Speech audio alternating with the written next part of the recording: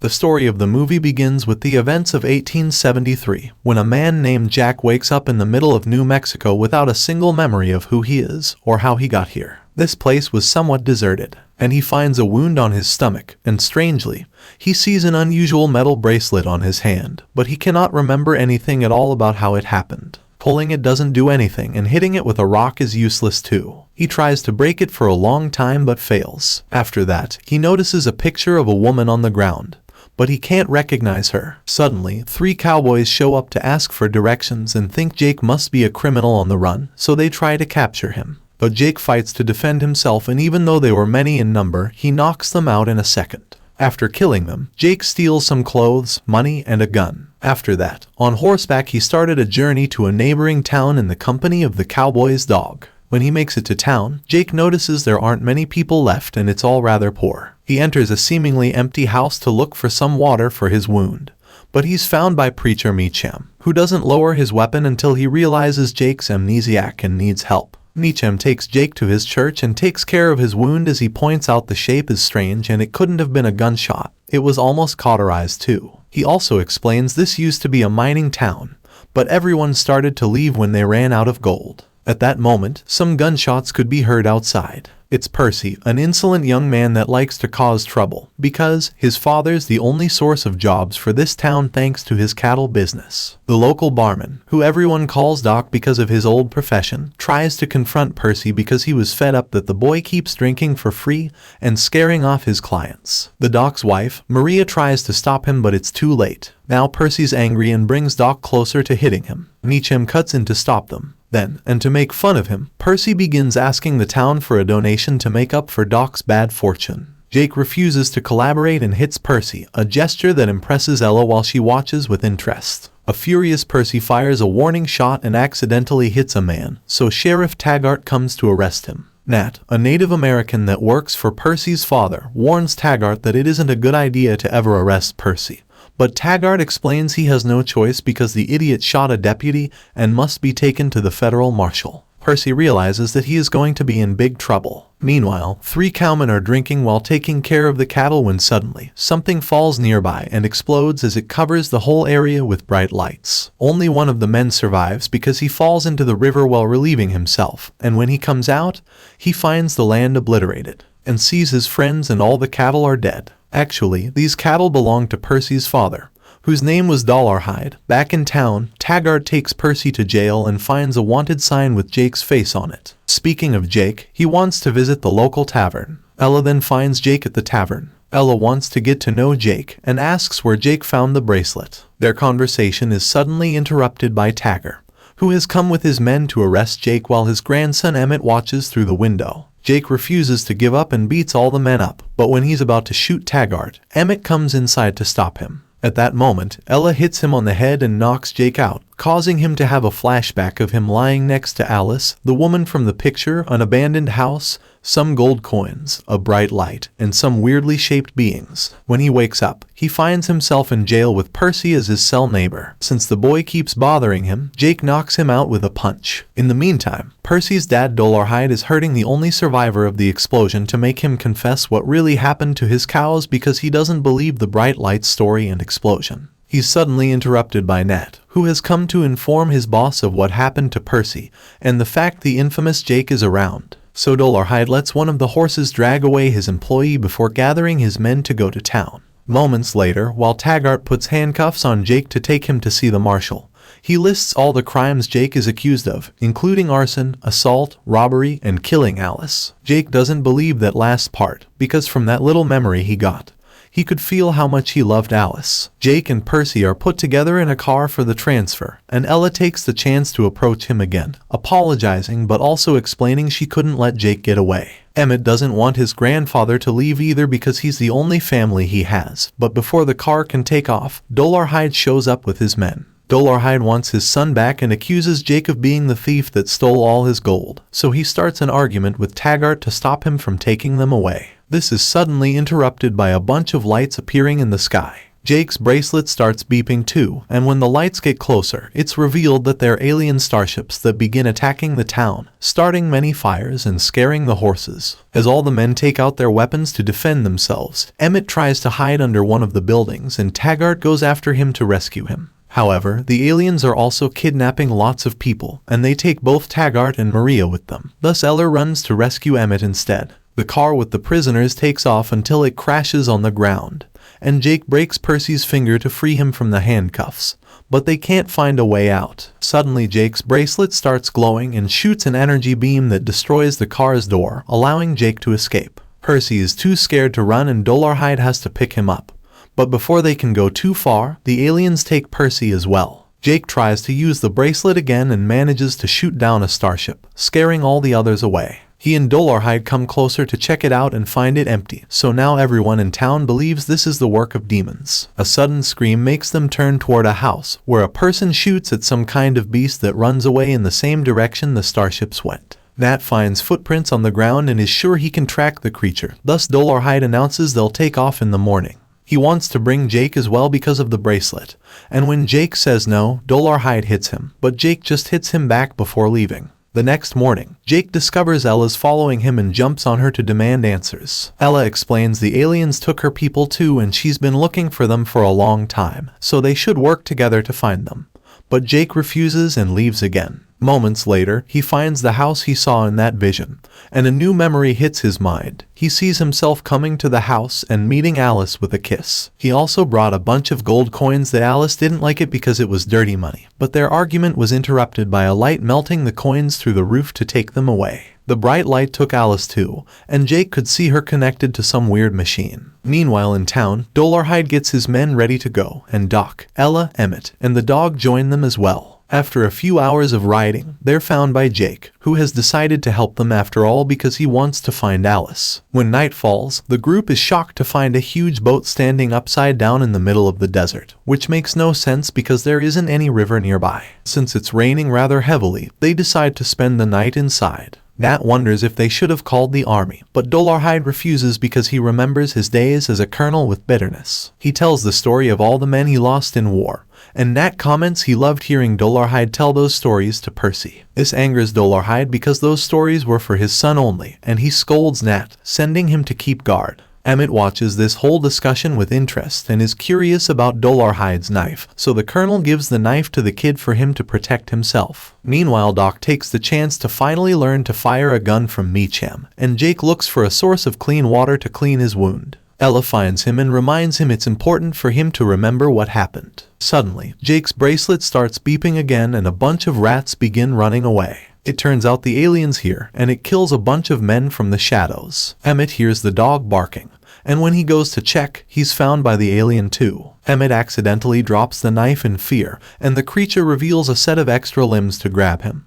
But at that moment Meacham shows up and tries to shoot it to save the boy. The bullet does nothing, and the alien attacks him until Jake shows up as well. His bullets do nothing either, but the bracelet reacts and Jake shoots with that instead, causing the alien to run away. Afterward, Jake checks on Meacham, but unfortunately, he was seriously injured and dies in his arms. The next morning, Emmett can't find the dog, and Dolarhyde only has a few men left. Jake and Doc bury Meacham and offer a few words before rejoining the group to keep following the alien. And during the journey, Dolarhyde tells Emmett the story of his first kill to teach the kid not to hesitate next time. Hours later, Nat finds more footprints going in the direction of the canyon. The group tries to hurry up, but in the middle of the road they're suddenly ambushed by a cowboy gang. To everyone's surprise, this gang puts their weapons down when a gang member named Hunt recognizes Jake as their old boss. It turns out these are the men that helped him steal the gold. Jake pretends he remembers them and orders them to take them back to camp. But now, the leader of this gang is now someone else, whose name is Dolan. Jake tries to order his old gang to follow him, but Dolan stops him, explaining they're angry with Jake because he abandoned them to take the gold to some woman. The gang takes the gun from Jake and starts beating him up to get him to confess where the gold is, but they're interrupted by the bracelet beeping. Jake uses it to kill Dolan and make everyone else drop their weapons. After that, Jake, Dolarhyde, Doc, Ella, and the townspeople then flee but are chased by the old gang members. But once they're back in an open area, they're found by the aliens, who open fire from their starships. And the aliens launch a massive attack from their ship.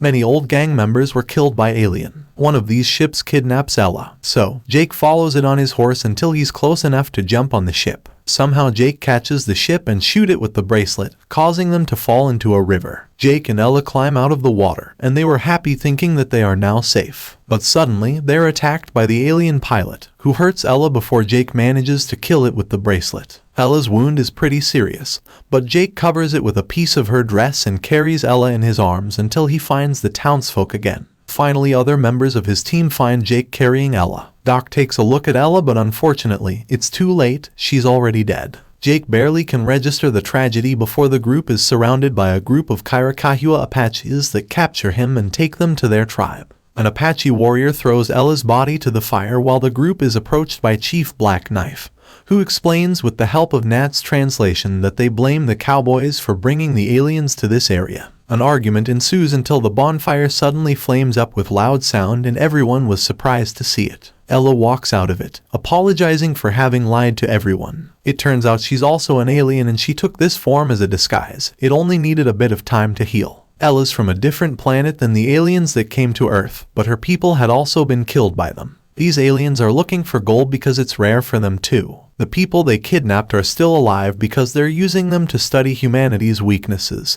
and if they send this information to their home planet, a whole army will come back. After hearing everything, everyone present there realizes that they are going to be in great danger. They all vow to fight together. Black Knife is ready to take his men to fight the aliens, and Ella points out they can find them if Jake manages to remember the location. To help him, the Apache prepare a special brew that kicks off his memory, and Jake finally remembers that he and Alice had been in the aliens' operation room. The creature experimented on Alice first, until it killed her, then it came for Jake with a surgery tool that gave him that strange wound. Jake fought back using that tool, and when he tried to leave the surgery table, he accidentally put his hand on the bracelet the alien left there, causing it to attach to his wrists. Afterward, Jake ran out of the building, discovering that the alien mothership was connected to a series of caves in the canyon. The next morning, the group rides to the area and Ella explains the mothership is digging for gold and the aliens are hiding inside. Ella tells them that aliens can't see well in daylight. The smaller starships fly by and enter the top of the building often, so they realize that it's extremely difficult to enter directly, but Jake informs them that there is a cave entrance through which he escaped from there. Now, to save their people, they should use the caves. Dollarhide wants to find a way to lure the aliens out to allow Jake to sneak inside unseen.